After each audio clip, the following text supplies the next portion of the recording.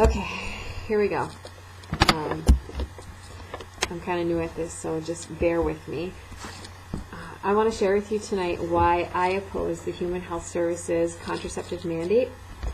Like I said, I'm new to this, and so this is not natural for me. This is definitely a practice in humility, so bear with me.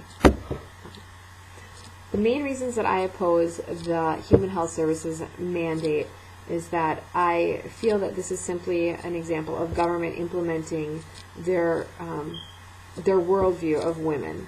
They're forcing their opinion and their worldview of women upon all Americans, regardless of our personal beliefs, our religious beliefs, any conscientious objections we might have.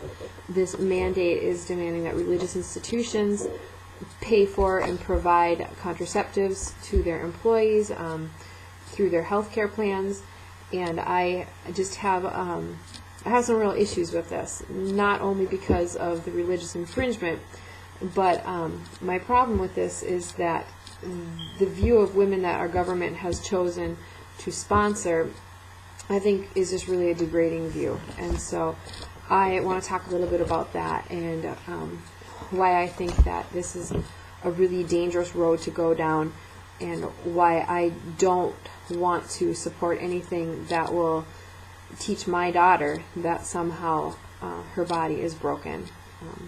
So first of all, let's just talk about what the government is defining as health.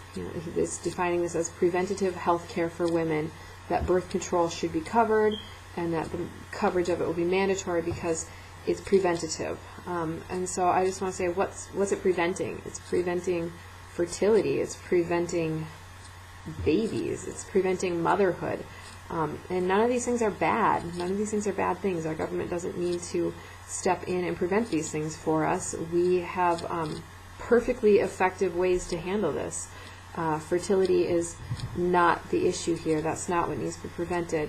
I think that if government wants to step in and provide drugs to help women and to really truly increase our level of health, they could look at drugs such as insulin or asthmatic inhalers or a variety of cancer treatments. Instead of promoting and sponsoring a known group 1 carcinogen, which birth control is, they could choose something that actually might really help us. So that's number one. This is not a healthy thing for women.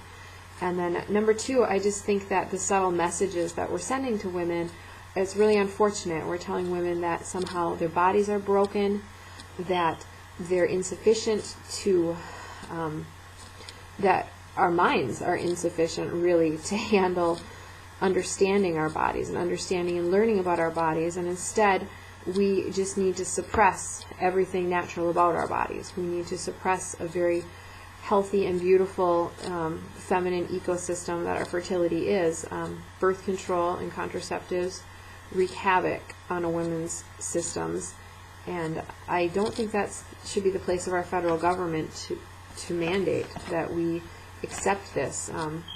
So that is my other major concern here, is the messages that we're sending to our daughters by not focusing on how beautiful they naturally are.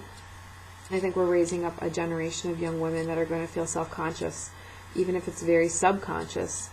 The effects are going to be there, and I just can't sit here and let this happen. I can't stand silently by while our government institutes a worldview of women that's just simply not true. We don't need birth control.